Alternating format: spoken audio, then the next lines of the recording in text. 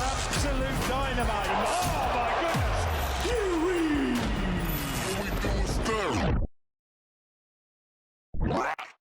Oscar BEVIS for IFL TV in association with MTK Global. I'm here at Ultimate Boxer 6, joined by Mr. Charlie Edwards. How are you, sir? Yeah, I'm very well, thank you. It's good to come back out and get to a few boxing shows again. Been away from the scene for a while, so it's nice to be back watching it, and this show is a great show. It's like the old prize fighter. So the heavyweights, they're proper putting it on the line and they're going at it. One of them fights just then, it was brilliant to watch ringside, and there was two tough men swinging it out, and they're definitely working for their money tonight, that's for sure. You said you're back on the boxing scene now. Talk to us about sort of what that break's been like, that breakaway. I take it sort of refresh your mind and just put the motivation back there? Yeah, 100%. It was just like a bit of a refresh. There was a lot of pressures, obviously, with me being world champion, and then with the previous fight, and then knowing that I couldn't make the flyweight limit and having to vacate my title, and then hearing that my last opponent failed a clenbuterol drug test and had minor trace in his system. So it's been a challenging time. This whole year has, it's like you don't know what to expect from coming a nobody to an overnight success, and everyone noticing you, everyone speaking to you, everyone always asking you when's your next fight and stuff like that. It's crazy. Like you're going around and people asking for pictures, and I've got to be grateful for all of it, because without the people who showed support, us as fighters wouldn't be where we are. But it was massive to deal with, and like to develop a new lifestyle. It is crazy. And then obviously with the fight and not being able to make the weight in the last year literally killed my happiness making that flyweight limit, and what happened to me in my last fight was probably a blessing in disguise, and it made me really realise that I can't do this no more. So I mean, anyone who saw that picture of you that you put out, that selfie of you, to be honest, it made you look like you was ill making that weight. So I think anyone who saw that picture would know. It's on the iFilm, like people, especially after I said I vacated, people were quick and easy to jump on me and try and say that I was bottling out of the rematch and stuff like that. You only have to go back to even iFilm weigh-in. You see me standing there, I'm not even there, I'm not even present. I look back at it and it like makes me feel like I can't remember the day. Like, you know how I'm like, I speak to the media and everything, even after the weigh-ins and that, at the press conferences, I just media blacked out just because I had no energy. But that's the thing of the past now, we can't dwell on that. And I just want to say thanks for the people who showed support all the way through the bad times, because it's hard. Like, when you're on the top, everyone's with you, and as soon as you have a little slip or things haven't gone quite your way, and like I vacated the title, people change. So it's a learning process. So I had to get away and refocus, reset myself, and realise what I'm actually in this sport for, not for all that fame, not for all this kind of thing. I'm in this for the love of the sport, and to push myself day in, day out.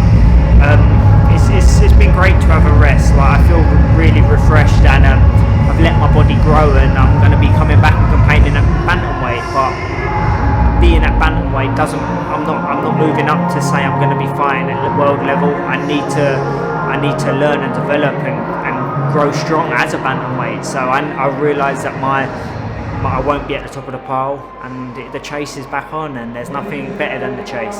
It's really it's the journey that is the most important and the most satisfying thing. I know you don't want to dwell on the past, but I do have to ask you about that failed test from Martinez. I suppose you felt a little bit cheated in the fight itself, and now you feel cheated even a couple months later when the findings come out. Well, yeah, I felt cheated in the fight because of what happened, but that was a half of me in that ring. It weren't even the real, like, it weren't what I know I'm capable of. Like, I was shot to bits, if anything, on them scales.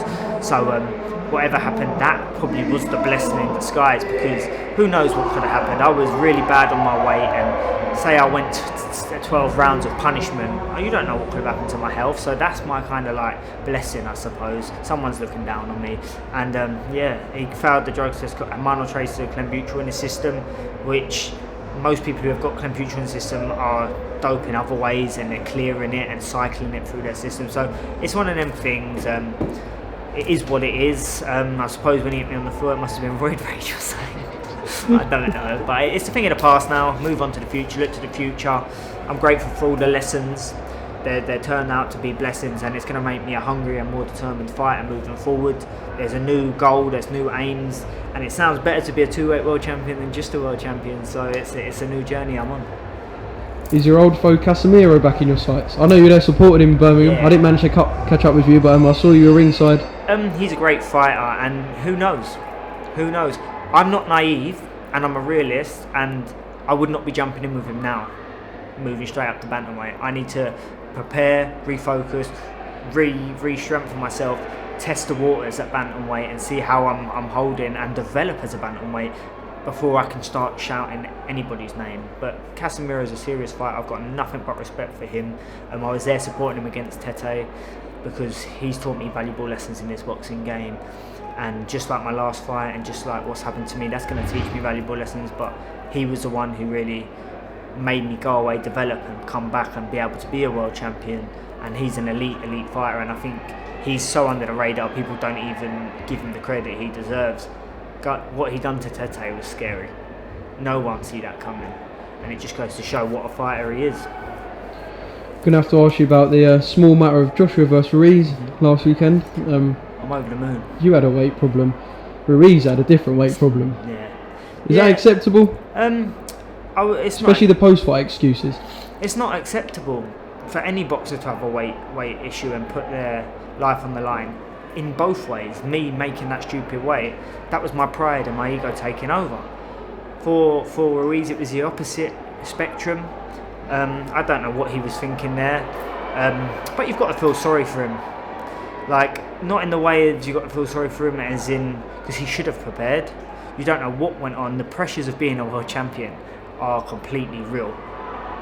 What happens after you are crowned world champion, and the people and who it brings in, and if you're not acute and you're not aware, like I made a lot of mistakes when I first won my world title, but I got aware and very quick and put it all out and got back in the gym and got focused, refocused, and kept my close team around. He fell into the trap of allowing them people in, and that's what must have got him. And he probably just took it for granted. It's sad, but when do you know what the sad thing is? Seeing the fans who was laughing at Joshua, terrorising Joshua, now they're the same ones terrorising Ruiz, who was on Ruiz's side. So it's a crazy world we live in. But I suppose he's asked for it because he didn't prepare to his max.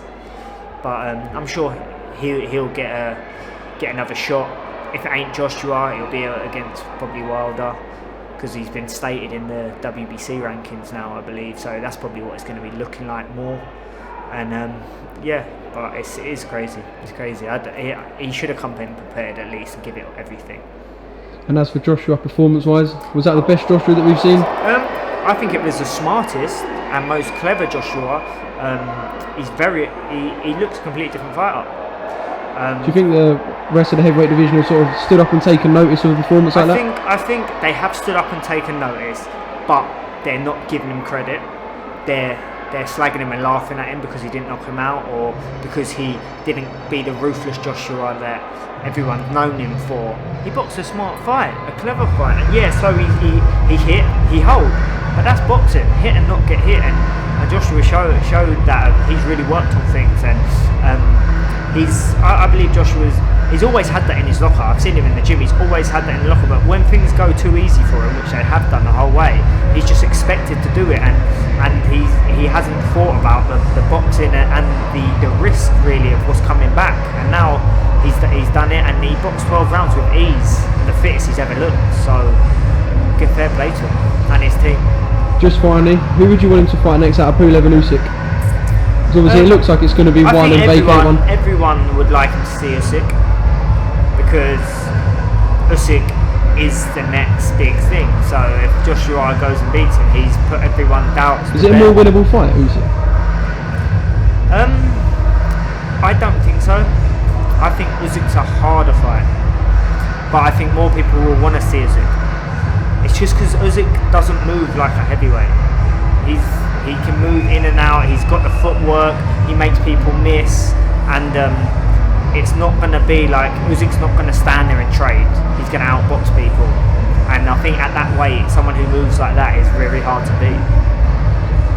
Alright Charlie, thank you for giving me some of your time. Thank you. I'm sure we're probably missing another cracker, so I think we better get back in there. Thanks for speaking Nice. to IFL TV, and I look forward to seeing you back in the ring soon. Thank you.